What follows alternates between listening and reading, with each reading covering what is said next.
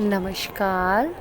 To in one unconditional love spiritual love and light channel पर मैं Usha Kiran Paul आप सभी का हार्दिक स्वागत करती हूँ। आज की इस वीडियो में हम बात करेंगे थर्ड आई के बारे में कि थर्ड आई बहुत ज़्यादा इसको लेकर लोगों को क्यूरियोसिटी होती है। एक्चुअल में थर्ड आई होती कैसे है। मैंने अपनी वीडियोस में पहले भी थर्ड आई के बारे में बात की है, लेकिन आज मैं थर्ड आई के उस सीक्रेट के बारे में बताने जा रही हूँ जिसके बारे में जो लोग उस लेवल तक पहुँचते हैं वो ही इस चीज़ को फील कर पाते हैं। जब आपकी थर्ड आई ओपन होती है तब आपके साथ बहुत सारे डिफरेंट एक्सपीरियंसेस होते हैं। उनमें से एक एक्सपीरियंस है कि आपको थर्ड आई दो तरीके से ओपन होती हुई नज़र आती है।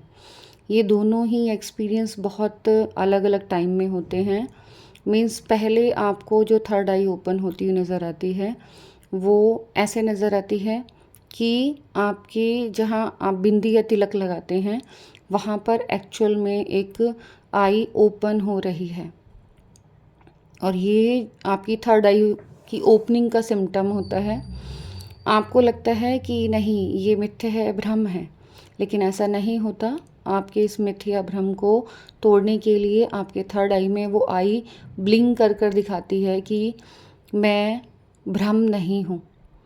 मीन्स ये एक्चुअल में आप एक्सपीरियंस कर रहे हैं, लेकिन ये आपकी स्पिरिचुअल बॉडी का एक्सपीरियंस है जो आप अपने थर्ड आई में देख रहे हैं।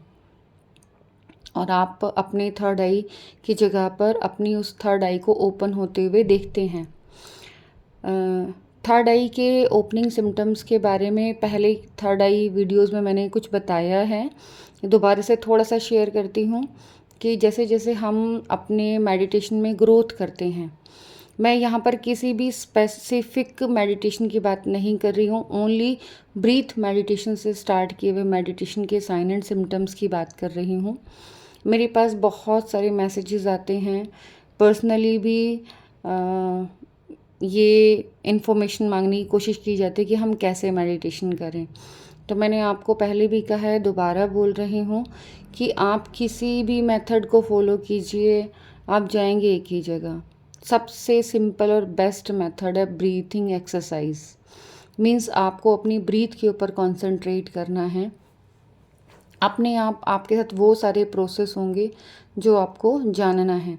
जब आप किसी एक स्पेसिफिक चक्रा के ऊपर मेडिटेशन करते हैं तो आप एक तरीके से अपने उस एक्सपीरियंस को या मेडिटेशन या स्पिरिचुअल जर्नी को बाउंड कर देते हैं। आपको सिर्फ किसी के कह देने से ऐसा नहीं करना है।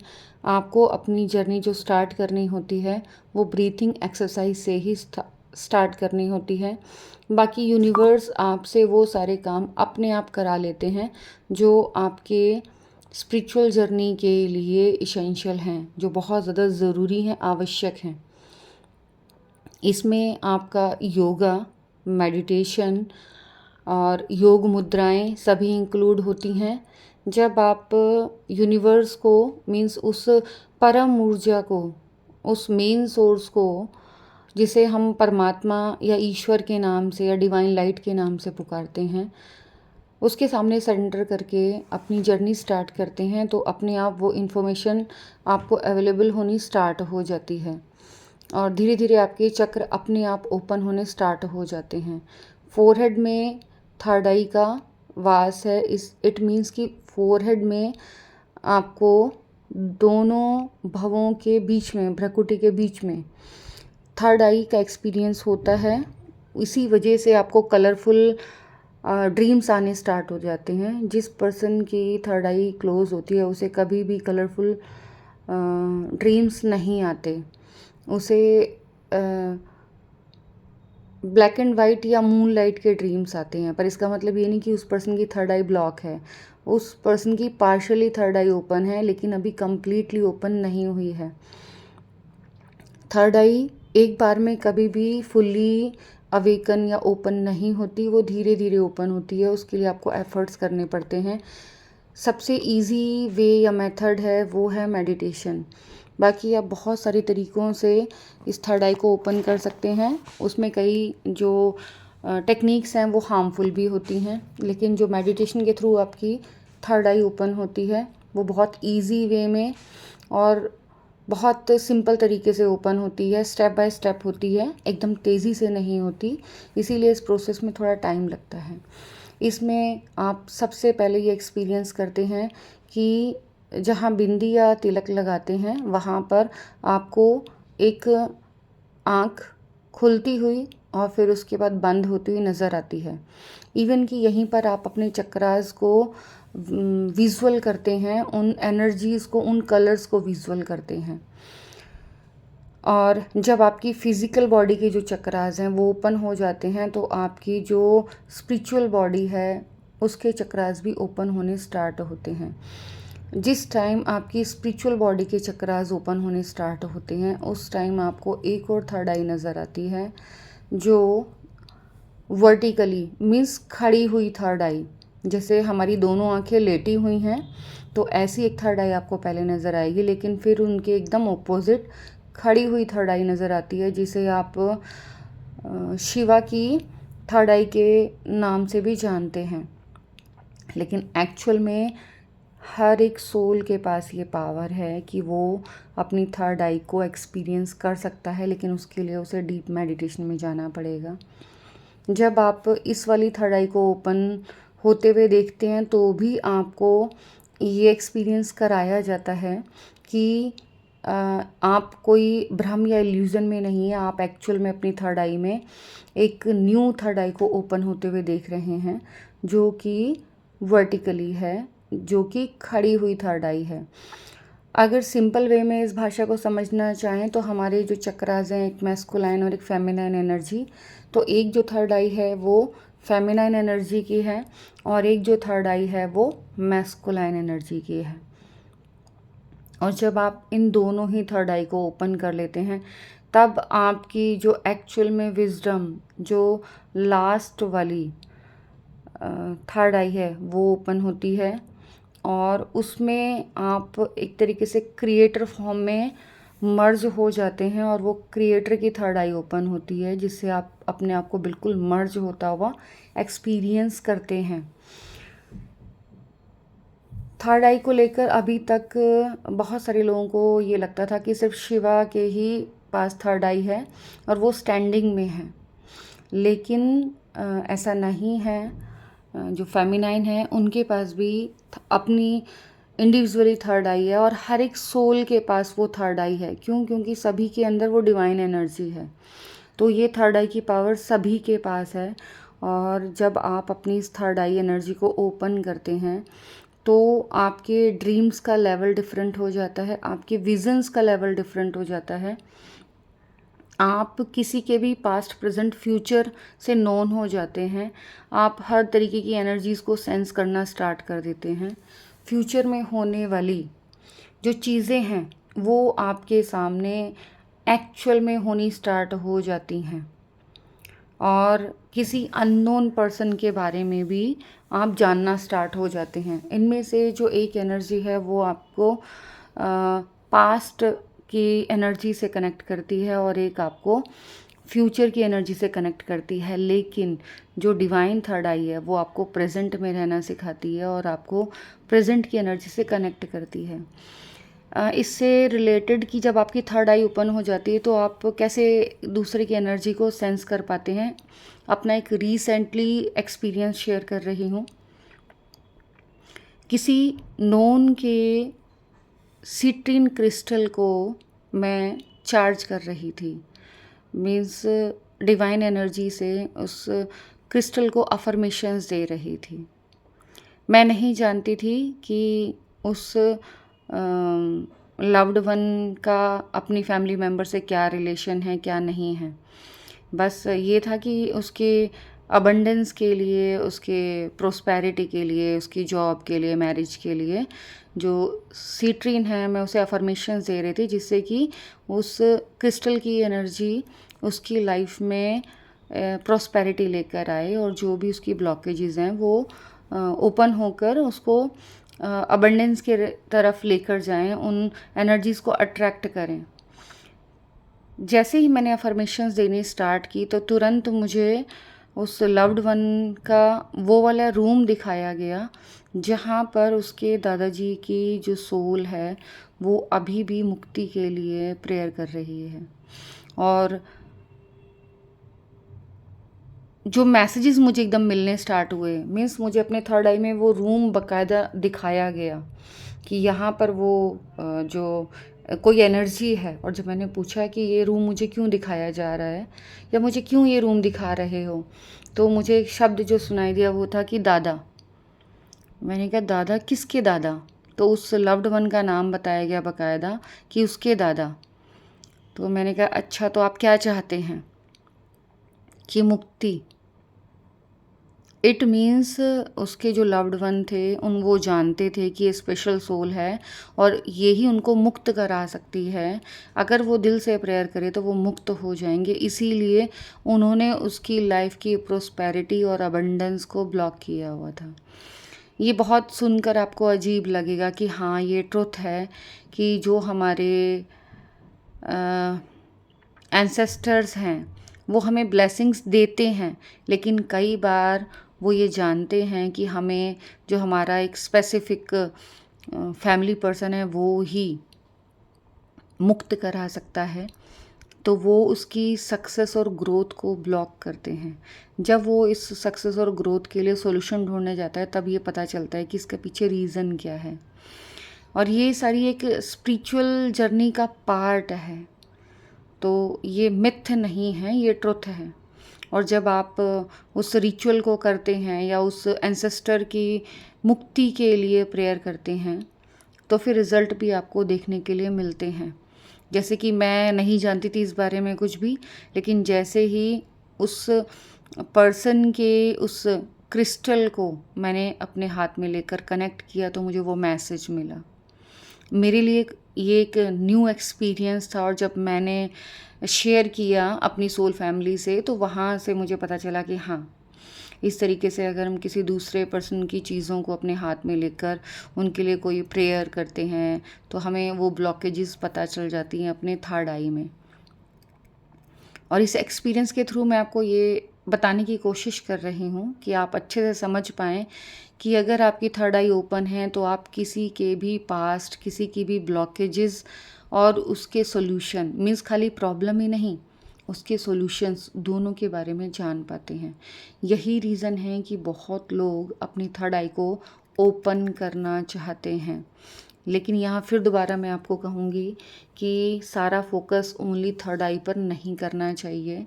चक्रास अगर लोअर से हायर की तरफ जाएं तो वो ज़्यादा बेस्ट होता है, क्योंकि वो उतना पेनफुल प्रोसेस नहीं होता। लेकिन अगर आप ओनली एंड ओनली अपने थर्ड आई पर फोकस करते हैं तो आप एक बहुत डिफरेंट, एक पेनफुल एक्सपीरियंस से गुज़रते हैं। कई बार ये जानबूझकर आप करते हैं और कई बार अननोइंगली, आप पता भी नहीं होता आपको, लेकिन आप किसी स्पिरिचुअल जर्नी में होते हैं और आपके साथ ये सारे प्रोसेसेस होते हैं। क्योंकि मैं जानबूझकर मैंने कोई भी स्पिरिचुअल टास्क नहीं किया, मैं एक स्पिरिचुअल जर्नी में हूँ तो ये टास्क मेरे साथ अपने आप होते थे। मैं एक्सपीरियंस पहले करती हूँ और उस एक्सपीरियंस से रिलेटेड इन्फॉर्मेशन मुझे बाद में मिलती है कंफर्मेशन के रूप में कि जो एक्सपीरियंस मुझे हुआ है वो ट्रू एंड ऑथेंटिक है। इसीलिए मैं आप लोगों से भी ये रिक्वेस्ट करती हूँ कि किसी भी मेडिटेशन को करने से पहले उसके बारे में फुल इन्फॉर्मेशन रखना बहुत ज़्यादा ज़रूरी है।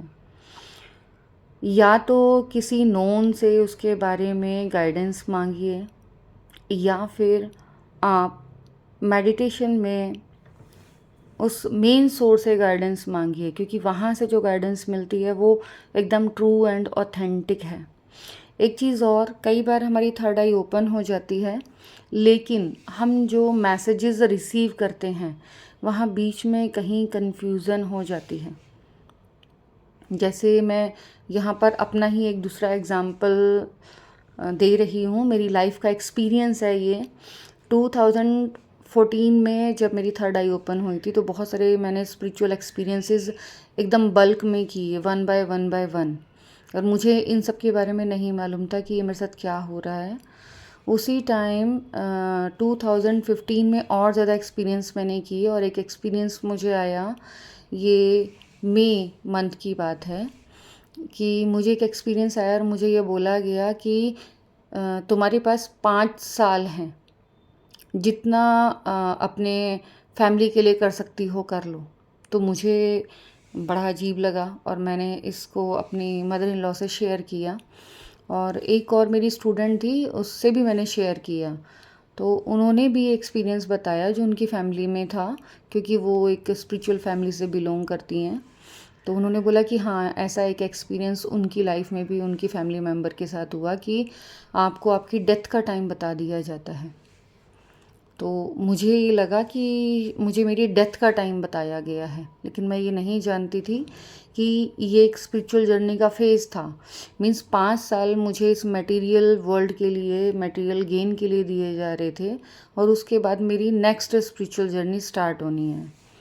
ठीक 5 साल के बाद मैंने जब अपनी मदर इन लॉ को बताया कि मैंने इस तरीके से मेडिटेशन में मुझे मैसेज मिला है, तो उन्होंने सिर्फ एक ही बात बोली कि कोई बात नहीं, होने दो, जो हो रहा है ऊपर वाले के ऊपर छोड़ दो और होने दो।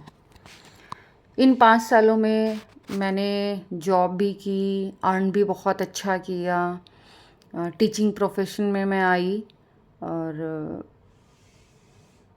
जितना मैं मैक्सिमम कर सकती थी एफर्ट्स मटेरियल लाइफ के, उतने मैंने किए। लेकिन ठीक 5 साल बाद फिर से मेरी स्पिरिचुअल जर्नी स्टार्ट हुई। मेरा मेडिटेशन जो अचानक बंद हो गया था, वो फिर दोबारा से होना स्टार्ट हुआ, और फिर मुझे मैसेजेस मिलने फिर स्टार्ट हुए, और इस बार डिफरेंट थर्ड आई मैंने एक्सपीरियंस की।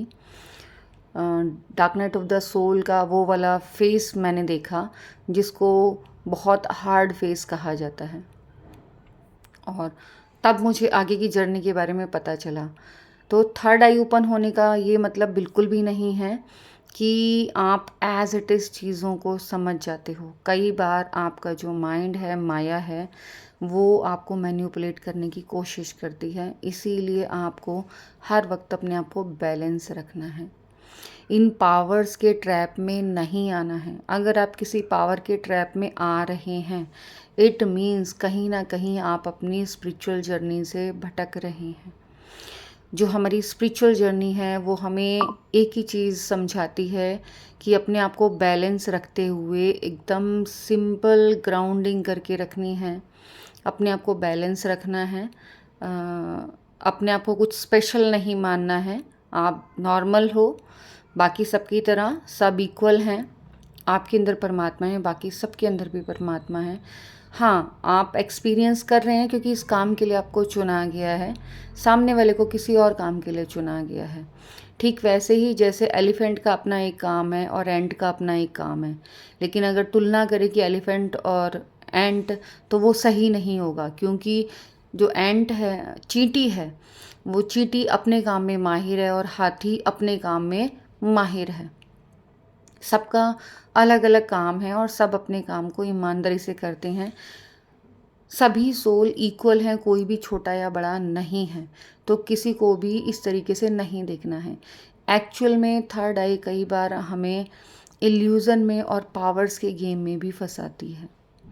तो हमें बहुत ज़्यादा ध्यान रखना है, जब हम अपनी स्पिरिचुअल ग्रोथ कर रहे हैं तो जो भी हमें पावर्स मिल रही हैं उनका हम पॉजिटिवली यूज़ करें, क्योंकि जब हमारी थर्ड आई ओपन होती है तो हमें ये पावर भी मिलती है कि हम किसी के लिए जो भी हम बोल रहे हैं, अफर्मेशंस कर रहे हैं, वो सही हो जाएंगी और बहुत जल्दी वो फुलफ़िल सामने होकर आती हैं।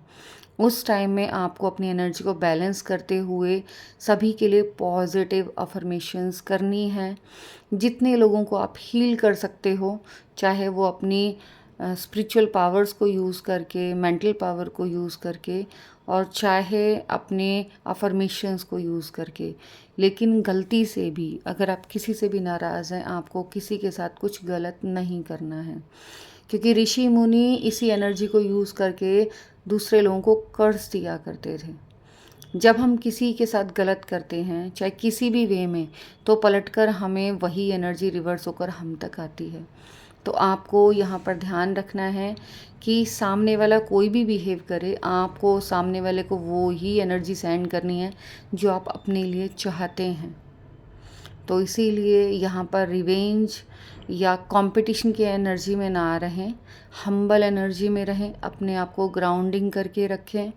जितना आप मैक्सिमम ह्यूमैनिटी को सर्व कर सकते हैं, स्पेस को, प्लैनेट्स को, अर्थ को आप सर्व कर सकते हैं, सर्व करें। और यहाँ पर एक प्राइमरी जो वर्क है वो सबसे पहले करें कि जिस अर्थ ने हमें रहने के लिए जगह दी, हम भी अर्थ की असेंशन के लिए हेल्प करें जिसके लिए हमें यहाँ पर भेजा गया है। आज की इस वीडियो में बस इतना ही। Thanks for watching. मेरी इस वीडियो को बहुत ध्यान से, प्यार से देखने के लिए, सुनने के लिए आप सभी का बहुत बहुत बहुत धन्यवाद।